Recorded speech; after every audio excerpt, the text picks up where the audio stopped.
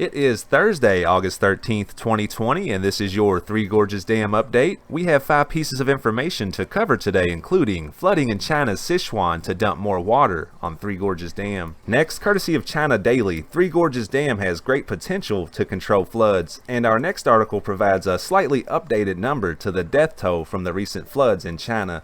And next, courtesy of The Guardian, Operation Empty Plate, Xi Jinping makes food waste his next target. And last, courtesy of Xinhua, in pictures, torrential rain batters Beijing. We also have some new footage playing in the background of today's video. Let's hop into it.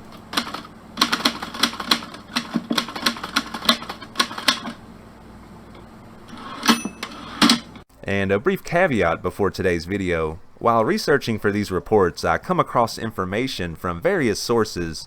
Just because I decide to include a piece of information doesn't necessarily mean that I agree with it. I like to let you decide for yourself. Moving on. And a quick look at the status of the water level at the Three Gorges Dam before we get started. The gentleman who I usually get this information from didn't post an updated screenshot with the water level, inflow, and outflow like he usually does, but he did update his personal chart. I'm going to try my best to glean that information from his chart. And according to his chart, the current water level at the dam is about 159 meters. The current inflow sits at about 23,500 cubic meters per second, and the current outflow is right around 27,500 cubic meters per second. It is worth noting that all numbers are released by the CCP. And our first article of the day comes courtesy of Taiwan News, flooding in China's Sichuan to dump more water on Three Gorges Dam. The Three Gorges Dam is likely to see its 4th flood this year, as torrential rain has ravaged the upper reaches of the Yangtze River in Sichuan province this week. Flooding from heavy rain, which began hammering Sichuan on Monday, August 10th, has cut off 5 expressways, 5 toll stations, and 12 national and provincial roads. About 100,000 people have been affected by flooding in 14 rivers across this province thus far. The most heavily impacted area is the city of Meishan, which is reportedly almost completely inundated, affecting 21,000 people. Villages, towns, and farmland along the Min River, a tributary of the Yangtze River, have also experienced extensive flooding. According to Chinese state media reports, heavy downpours on Wednesday, August 12th occurred in parts of several of Sichuan cities, including western Guangyuan, central Meiyang, western Deyang, and western Chengdu. Of the areas, the heaviest recorded rainfall was in Deyang, which saw 191.7 millimeters of rain. Rainstorms may continue on Thursday, August 13th. With the Sichuan Meteorology Bureau still issuing an orange rainstorm warning. From August 11th to August 12th, approximately 107,000 people were affected by flooding across Sichuan province. The city of Yan reported 6 deaths and 5 people missing, and more than 40,000 were evacuated from their homes, with maximum precipitation reaching 447.5 millimeters. On August 11th, a sightseeing bus in Sichuan scenic Jusha Valley National Park was hit by a landslide caused by the heavy rainfall, causing 1 death and 6 injuries. As severe convective weather continues to ravage China, the China Meteorological Administration's National Meteorological Center, Ministry of Water Resources, and Ministry of Natural Resources issued rainstorm warnings, Red Mountain torrent warnings, and an alert about weather potentially triggering geological disasters. These warnings are in effect from 8 p.m. August 12th to 8 p.m. on August 13th. The authorities pointed out that the heavy rain was reported in Inner Mongolia, Northeast China, Northern China, Northwest China, Yunnan, and Southern China, while severe storms occurred in Beijing and Shanxi, and heavy rain is expected to continue in the Sichuan Basin. According to the Changjiang Hydrology website, the water level in the upper and middle reaches of the Yangtze River has risen again. China's Three Gorges Dam suffered 3 waves of floods in July, and officials fear that the latest bout of rains will swell its reservoir again, forcing authorities to open the sluice gates and flood communities downstream for the 4th time this year. And this article comes courtesy of ChinaDaily.com. Three Gorges Dam has great potential to control floods. Severe rainstorms, heavy downpours, and devastating floods have swept across southern China, with the water in several tributaries of the Yangtze River and Poyang Lake reaching record high levels.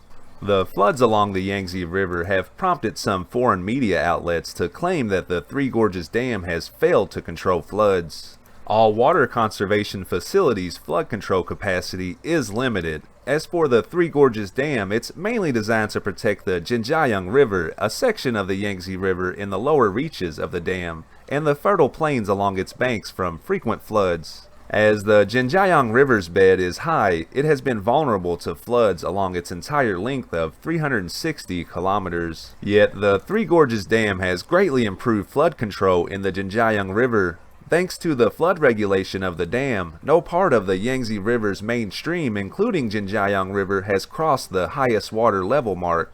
But since it is located between the Yangtze River's midstream and upstream, the Three Gorges Dam plays a relatively small part in flood control in its downstream tributaries, which explains the recent CNN report that all the severe floods in the lower reaches of the Yangtze River this year occurred in the tributaries. The Three Gorges Dam can hold the flow of water from the Yangtze River's upstream, preventing it from rushing into downstream branches. And the dam has fulfilled its role this year by restricting the water discharge at 19,000 cubic meters per second, despite an inflow of 30,000 to 50,000 cubic meters per second in the reservoir. Although no dike overflows were reported, the high water level in the Yangtze River mainstream still raised some concerns, but that mainly has to do with scientific regulation of the upper, middle, and lower reaches of the Yangtze River, given the massive flooding this year.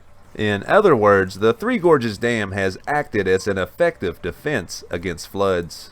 The water level in Three Gorges Dam's reservoir has to be kept below 165 meters in preparation for possible flooding every year. But there is room for another 22.1 billion cubic meters of water during flood season, as the water level can be allowed to rise up to 175 meters in the reservoir, the maximum level to keep the dam functioning normally. And even after the water level reaches 175 meters, there is still room for more inflow because the water level in the reservoir can reach up to 180 meters, but that is in case of emergencies to hold an additional 5 billion cubic meters of floodwater. We should understand that like any other water conservation project around the world, the Three Gorges Dam is meant to reduce flood risks by smoothing the flow of river water in different seasons. And we should not forget that fully taming the flow of any river, the Yangtze River included, is simply beyond the realm of engineering. The U.S. Hoover Dam storage capacity has doubled the annual runoff, but the Three Gorges Dam can merely handle 5% of the total volume. The lack of modern water conservation projects is a big challenge for China and makes flood control more difficult, compelling the authorities to weigh the option of sacrificing some parts to save the whole during floods.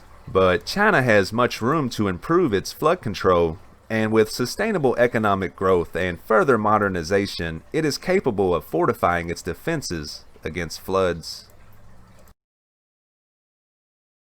Thank you for watching this video. If you're finding it informative, please consider giving the channel a subscribe. And our next article provides at least a slight update to the death toll from the current floods in China. It's courtesy of adfortvradio.com. Flood kills over 200 people in China. More than 200 people have been killed in China's summer flood. Emergency management officials on Thursday said several people are still missing. Vice Minister of Emergency Management Chao Shuwen said the flood also caused more than 25 billion in direct damage. More than 63 million people have been affected by the floods, and about 54,000 houses have collapsed. So far, the direct economic loss has totaled about 179 billion yuan, that's $25.8 billion. Since June, heavy rains have caused the flooding of major rivers in central and south China. In particular, Hubei province, which had already been hit hard by the pandemic, also suffered damage due to flooding. Authorities said the Yangtze River Basin in central China in 2020 saw the highest average rainfall levels since 1961. And this comes courtesy of The Guardian. Operation Empty Plate, Xi Jinping makes food waste his next target. And the subheading says restaurant diners told to order one dish fewer than number of people under new system criticized as overly controlling. The Chinese leader Xi Jinping has launched a campaign targeting a new enemy of the country: food waste. Waste is shameful and thriftiness is honorable, Xi said in a speech published on Tuesday, describing the amount of food that goes to waste in the country as shocking and distressing, according to the state news agency Xinhua. Quoting a poem, he said, "Who knows that of our meal in the dish, every grain comes after hard toil." He added, "We should still maintain a sense of crisis about food security. The impact of this year's pandemic has sounded the alarm." The focus on food waste comes after weeks of mass flooding across the country wiped out crops, contributing to rising food prices, already higher after the pandemic outbreak paralyzed the Chinese economy. Faced with trade tensions with the US and other countries, food security, always a priority for China, has become even more important. As much as 20% to 30% of China's grains are imported, according to estimates. Local authorities immediately sprang into action with proposals targeting the scourge of food waste, or Operation Empty Plate, an initiative first mentioned in 2013 but elevated anew by Xi's speech. The Wuhan Catering Industry Association called on restaurants in the city to issue a system called N1 ordering, whereby a group must order one dish fewer than the number of diners. Restaurants should offer half-size and smaller portions, as well as offer to-go boxes to pack up leftovers. Following Wuhan's lead, the cities of Xianing, also in Hubei province, and Shenyang in Henan province also proposed implementing the N1 system. In Chongqing, the Federation of Industry and Commerce issued a statement promising to implement Xi's guidance, setting up LED screens with prompts to establish a frugal consumption reminder system, as well as measures to supervise consumers to eat frugally. Reporters from Chongqing Daily were dispatched to several restaurants where they concluded that food waste is still common. 4 people ordered 8 dishes, but not all of them were eaten, a headline in the paper said on Tuesday. In a country where it is seen as polite to order more than the amount needed, Operation Empty Plate will encounter difficulties. Meals are often served family-style with shared dishes, and hosts tend to order more dishes than the number of diners in the group. In his speech, Xi called for strengthening legislation supervision and long-term measures, as well as better public education to resolutely stop food waste. A report in 2015 by the China Academy of Science and Partners found that up to 18 million tons of food a year was wasted in large cities, enough to feed 30 to 50 million people. Under an article on Wuhan's N1 dining initiative by the official People's Daily, Internet users on Weibo left skeptical and in some cases angry comments. "Can you first limit the dining of officials? Don't always take away from the people," one said, referring to formal banquets and lavish meals held by officials. One user, alluding to the economic difficulties many in the country are facing, said, "This seems aimed at us bottom class, but we are already thrifty. This will mean nothing to the rich." Another said, "I especially hate this kind of political action that leans on ordinary people to act." Another wrote, "This level of control, even the number of dishes people order, has to be regulated." And our last article doesn't contain much text. It's a series of photos of recent rains in Beijing, released by Xinhua.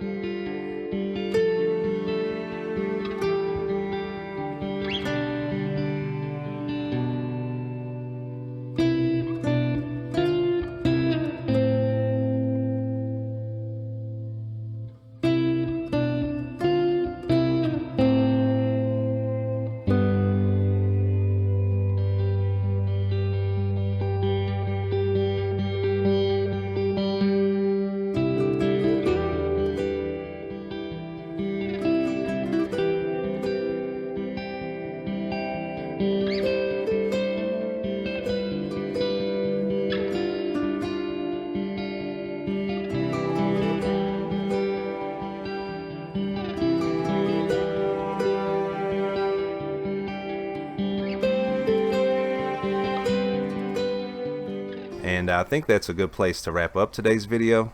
I hope that you found it informative, and check back soon for more content.